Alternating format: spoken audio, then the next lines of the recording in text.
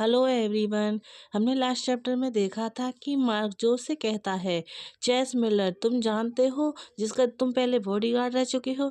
यह सुनकर जोस सोचता है, मैं वह नाम कैसे भूल सकता हूँ। पर्पल आइज मुझे घूर रही हैं। नेचुरली ब्लॉन्ड हेयर जो मनमोहक हैं। हॉलीवुड एक्टर चेस मिलर, कोई ऐसा पर्सन जिसने मुझे पहले ही मार्क कर लिया है। वह पीट का भी फादर है। उसके बाद सीन शिफ्ट होता है और हमें घर का सीन दिखाया जाता है। जो उस सोफे पर लेटा हुआ होता है, उसके सर में दर्द होने लगता है और वह उसके सोचता है, हाँ यह सचमुच गड़बड़ है। फिर हमें दिखाया जाता है जोश फिर से सोचने लगता है, आज ऑफिस में मॉर्निंग में क्या हुआ था। मार्क उससे कहता है, तुम भी तो तैयार नहीं होगे राइट, हम भी तैयार नहीं है। मार्क आगे कहता है, हॉनेस्टली कहें तो यह कॉन्ट्रैक्ट अभी 1 वीक पहले ही आया है, लेकिन हम इसे रिजेक्ट करना चाहते हैं क्योंकि मैं यह भी जानता हूँ कि बाकी सब लोग भी इस ऑफर को रिजेक्ट कर देंगे।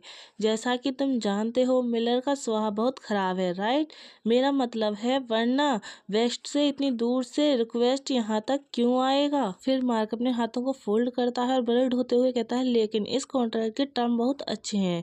मिलर एक्चुअली में जानता है कि अपना पैसे कैसे खर्च करना है।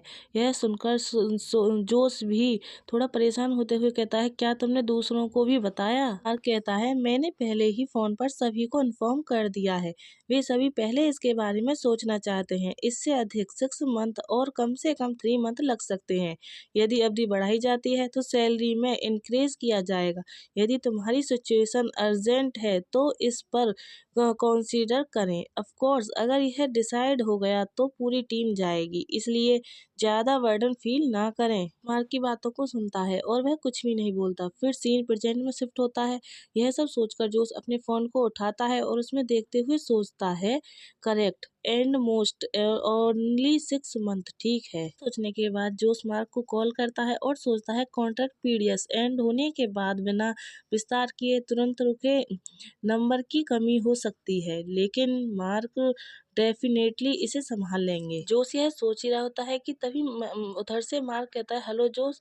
तो जोश कहता है, मार्क क्या अदर लोगों ने इस जॉब के संबंध में तुमसे संपर्क किया है। उनका मार्क कहता है, मैं, सेठ, हेनरी और इसहाक, सिर्फ हम 4 हेनरी वह किड फिर से गेमलिंग कर रहा है। गेमलिंग की बात को सुनकर जोश हंसने लगता है और फिर वह मार्क से कहता है, उसके उसके में मैं भी शामिल हो जाऊंगा। तो यह सुनकर मार्क अपना बक करते हुए कहता है, ठीक है तो जोशुआ के साथ हम 5 लोग हैं। कीट के बारे में क्या।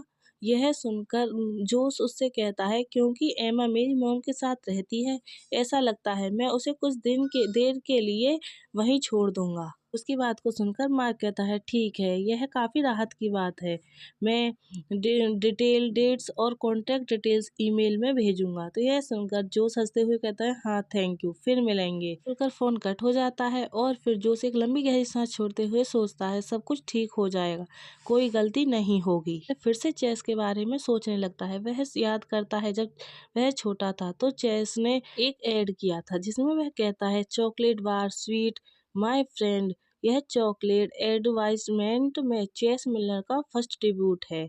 उस एडवर्टाइजमेंट में चेस मिलर ने गर्ल्स की तरह ड्रेस्ड हुए हैं, जो उसे अमेरिका के सभी बॉयज का फर्स्ट लव बनाता है। तो आगे कहता है, मैं भी कोई एक्सप्रेशन नहीं हूँ और जब मुझे पता चला कि वह एक्चुअली में एक बॉय था तो मुझे बहुत निराशा हुई। अब भी यह फीलिंग बनी हुई है। इन प्रेजेंट में शिफ्ट होता है और हमें दिखाया जाता है चेस और पीट एयरपोर्ट पर होते हैं। वह सोच रहा होता है, वह जिसने कभी स्क्रिप्ट और एक्टिंग को याद करने की जहमत नहीं उठाई। तभी वहां पर एक गर्ल्स होती है और वह देखते हुए कहती है, ओ माय गॉड। सुनकर जोश भी उस तरफ देखता है। वह देखता है कि वहां पर चेस का एक बहुत बड़ा पोस्टर लगा हुआ होता है, जिसे देखकर जोश सोचता है वहां खड़े रहना ही काफी है, अभी की तरह। और यह बोलने के बाद जोश बड़े ध्यान से चेस के फोटो को देख रहा होता है, जो बार बार चेंज हो रहे होते हैं। दूसरी तरफ पीट अपने डैड को आवाज दे रहा होता है, डैडी डैडी, लेकिन जोश का कोई ध्यान नहीं रहता। तभी चेस उसके हाथ को पकड़कर चिल्लाते हुए कहता है, डैडी। पीट की आवाज को सुनकर जोश एक साथ अपने सेंस में वापस आता है और कहता है, ओह पीट, फॉरगिव मी, क्या हुआ। पीट कहता है, डैडी क्या हम ग्रैंडमा के घर जा रहे हैं। तो जोस कहता है हाँ, आंटी एमा तुम्हें लेने आएंगी। अंकल पीट कहता है एक्साइटेड होते हुए कहता है मैं ग्रैंडमा से मिलने के लिए वेट नहीं कर सकता। तो जेस कहता है ग्रैंडमा भी पीट से मिलने के लिए बेसब्री से इंतजार कर रही हैं। यह बोलने के बाद जोस फिर से तिरछी नजरों से चेस के फोटो की तरफ देखने लगता है और फिर वह बड़े ध्यान से देखते हुए सोचता है जब तक प्रॉमिस की गई मनी टाइम पर पे की जाती है मुझे कॉन्ट्रैक्ट डिटेल से भी कोई प्रॉब्लम नहीं है। फिर वह आगे सोचता है क्लियरली इस मैन को पीठ के अस्तित्व के बारे में कभी पता नहीं चलेगा क्योंकि मेरे वह फिर आगे सोचता है क्योंकि मेरे फेरोमोन्स में सेंट नहीं है, शायद दूसरे लोग मुझे बीटा समझेंगे। मुझे यकीन है कि वह मेरे जैसे बॉडीगार्ड की तरफ देख भी नहीं पाएगा। और फिर जोश अपने ईयर को रब करते हुए आगे सोचता है इससे भी इम्पोर्टेंट बात यह है कि मुझे यकीन है कि उसे यह भी याद नहीं होगा कि उसने कोई मार्क छोड़ा था मेरे साथ नाइट स्पेंड की थी। तो तभी जोश यह सोच ही रहा होता है कि तभी एमा आती है और वह दूर से हाथ हिलाकर चिल्लाते हुए कहती है पीट जोश।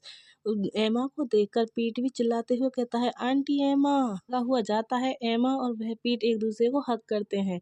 तो एमा हंसते हुए कहती है पीट तुम बहुत बड़े हो गए हो, आने के लिए थैंक यू।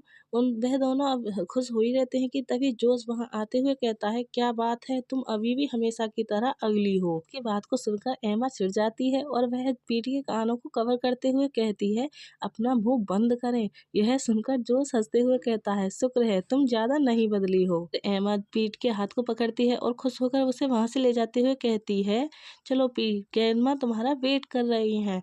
तो पीठ भी खुश होते हुए कहता है मैं भी ग्रैंडमा से मिलने के लिए वेट नहीं कर सकता, डैडी चलो चलें। उसी तरफ जोश एक लंबी गहरी सांस छोड़ता है और वह भी एमा और पीट के पीछे पीछे चलने लगता है।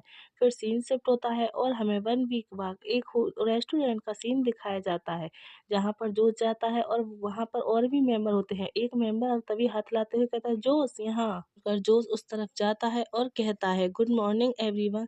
तभी मार्क जोश से पूछता है क्या तुमने पीट को ठीक से एस्कॉर्ट किया, एक बार यह काम शुरू हो जाए तो तुम 6 मंथ तक नहीं मिल पाएंगे। सुनकर जोश अपनी नेक पर स्केच करते हुए और फेक स्माइल के साथ कहता है एक्चुअली यह बहुत डिफिकल्ट है। उसे रोते हुए और मुझसे लिपटते देखकर मुझे भी रोना आता है। उसकी बात से एग्री करते हुए मार्क अपने सर को हाँ में हिलाता है और कहता है हाँ यह सचमुच वर्ल्ड की सबसे कठिन चीज है। जब मेरा सन सबसे बड़ा सन छोटा था तब मुझे भी कठिन टाइम से गुजरना पड़ा। की बातों को सुनकर तभी एक मेंबर उनमें से कहता है अब बात करते हैं जॉब की, रिक्वेस्ट की डिटेल क्या है। यह सुनकर मार्क अपने आप को एक खांसते हुए कहता है तो लगभग 1 मंथ पहले एक रिपोर्ट आई। के बाद मार्क रुकता है और वह अपने चारों तरफ देखने लगता है कि कोई उन्हें देख तो नहीं रहा और फिर वह धीरे से विस्पर करते हुए कहता है यह सी और के बारे में वार्निंग है। यह सुनकर सभी मेंबर एक साथ शॉक्ड हो जाते हैं और पैनिक होते हुए कहते हैं क्या।